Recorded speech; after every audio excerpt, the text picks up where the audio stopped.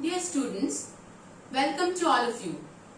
In today's session, we will study the second part of the chapter, The 100 Dresses, written by L. Bosse Esther.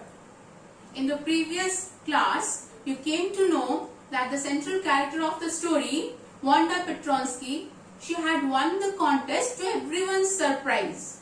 She had drawn 100 dresses which were marvelous, and it commanded applause from each and everyone.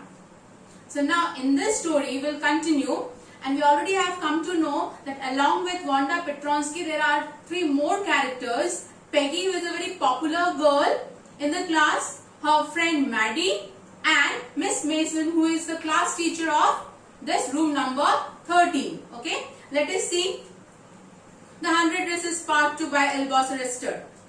While the class was circling the room, the monitor from the principal's office brought Miss Mason a note. Now the monitor brought a note and handed it over to Miss Mason, who was the class teacher.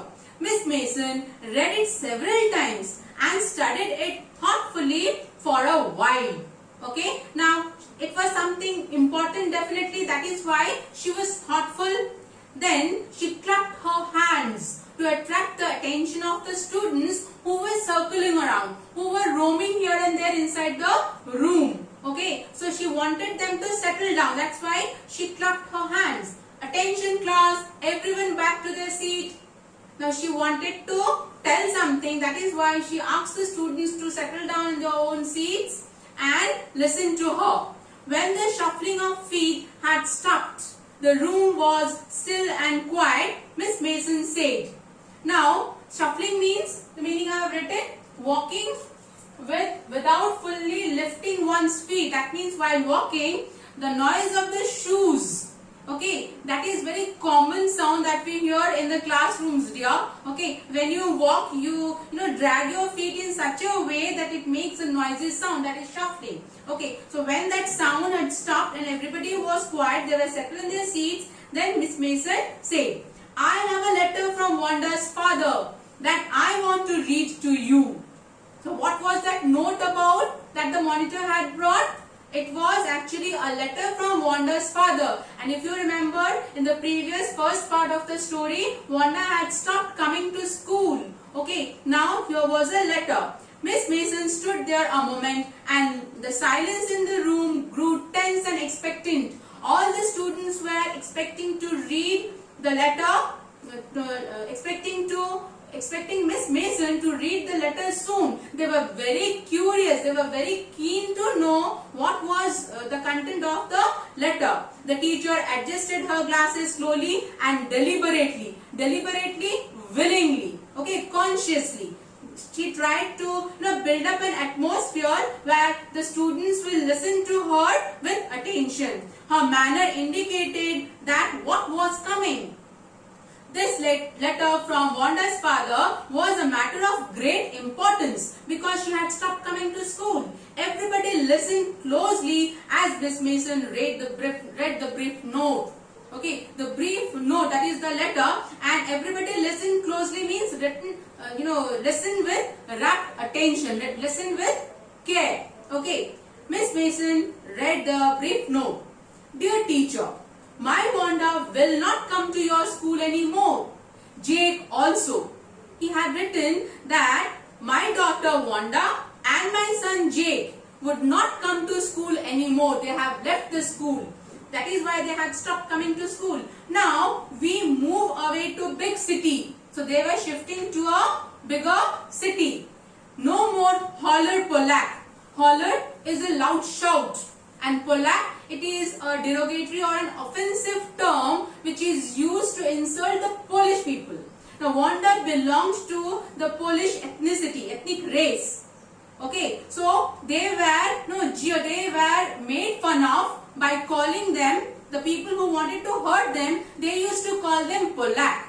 So the father said nobody would shout at my daughter for her name and nobody would call her Polak anymore. Why? No more ask why funny name. Plenty of funny names in the big city, because the city where we are shifting, in that city, many people have such kind of names and they are very common. So nobody will ask that why do you have such a funny name. Now Petronsky was the surname of Wanda and that was a little bit unusual. That is why her classmates used to, make fun of her. Okay, so the father says no one will tease my daughter anymore now onwards in big city because there also people have funny names. Yours truly, Jan Petronsky. Now remember, for MCQ question, what's the name of Wanda Petronsky's father? Jan Petronsky. Okay, a deep silence met the reading of this letter. As soon as the letter was read out, the class was absolutely silent. There was pin drop silence in the room because nobody could understand that their behavior, their ill treatment will make Wanda Petronsky leave the school altogether. Miss Mason took off her glasses, blew them and wiped them on her soft white handkerchief. Then she put them on again and looked at the class. That means she was taking some time to make the class realize their fault. When she spoke, her voice was very low. She spoke in a very low voice. Okay, she was not at all happy. What did she say? I am sure that none of the boys and girls in room 13 would purposely and deliberately hurt anyone's feelings because his or her name happened to be a long, unfamiliar one. Now with the class teachers, we are very confident about our students. So similarly, Miss Mason also said that I don't think any student of my class, whether it is a boy or a girl, they would have deliberately made fun of Wanda's name. Okay, and I am sure of it. Because of her name happened to be a long, unfamiliar one. I prefer to think that what was said in thoughtlessness. She said that maybe because you are too young, you are unable to judge things properly. That is why out of thoughtlessness, you have said something to Wanda which had hurt her feelings. Okay, you did not deliberately mean to hurt the feelings of a girl to the extent that she would have to leave the school. I know that all of you feel the way I do. That means I am feeling repentant and I am sure you have also realized your fault and you are also repenting. That this is a very unfortunate thing to have happened. Definitely it was very unfortunate that Wanda Petronsky has left the school. Unfortunate and sad, both. And I want all to think about it. I want all of you to think what you have done. Was it correct on your behalf to behave in such a way with your classmate or not? Okay.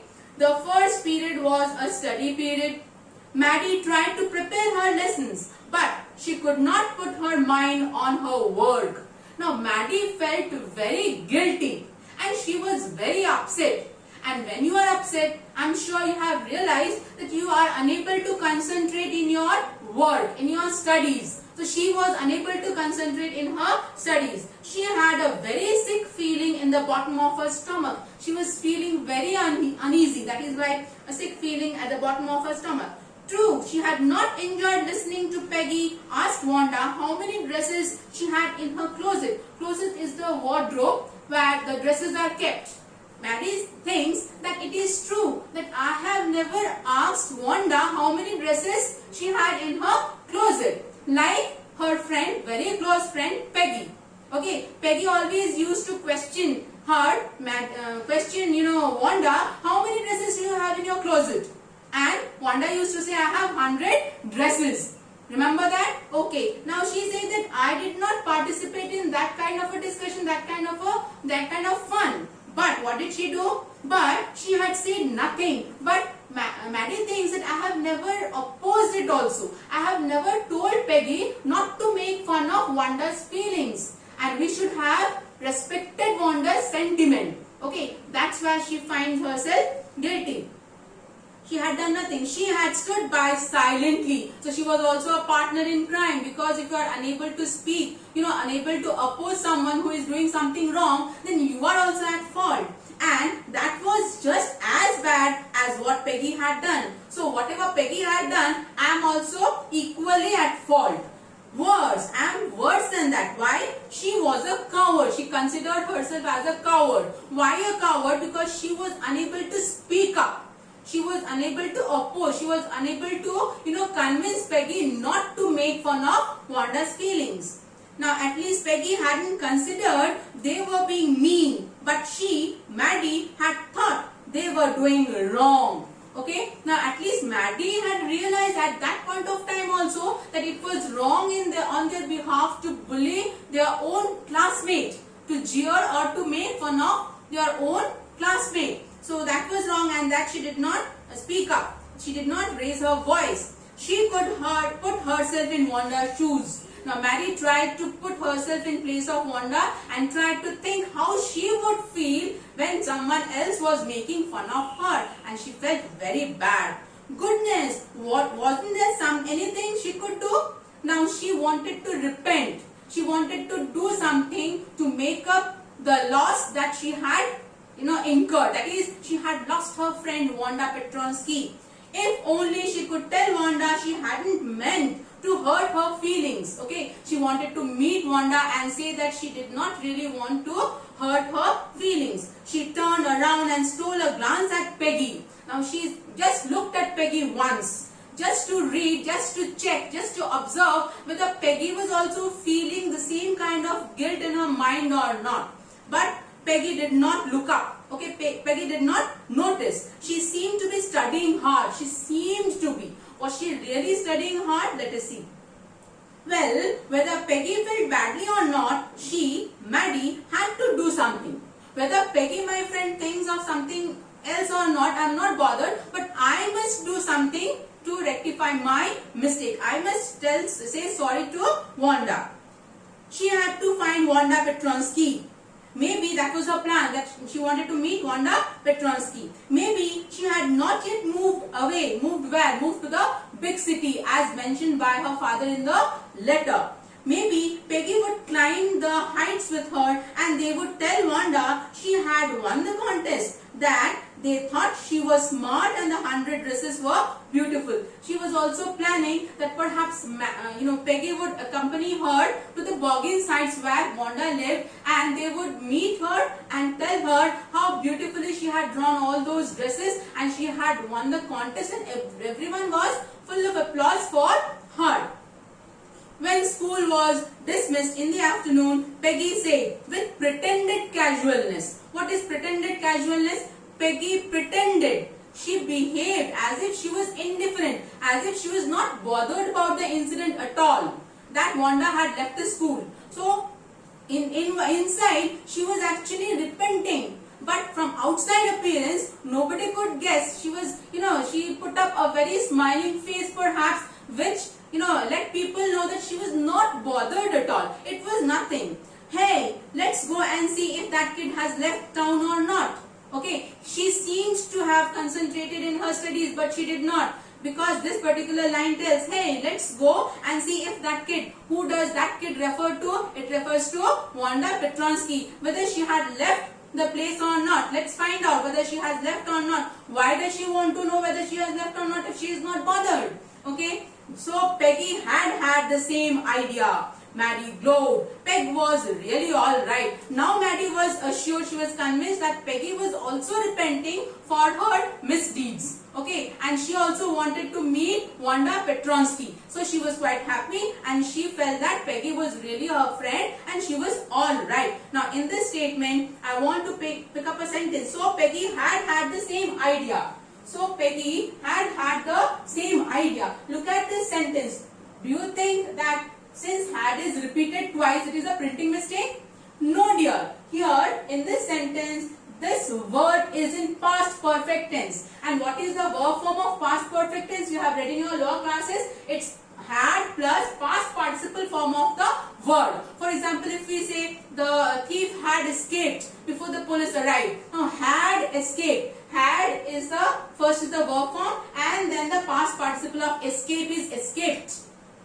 Okay. Similarly, the patient had died before the doctor came. Now, had plus past participle form of die is died. So, had died is past perfect tense. Similarly, here also, had is this one and this had is actually the past participle form of has or have, which is in the present form. Okay. So, had plus past participle of has or have. So, correct, and this is a past perfect tense. There are a lot of sentences in this story where this past perfect tense has been used. Please pick up all those sentences and write them down in your literature copy. That will help you to recognize past perfect tense. Let us come back to the story now.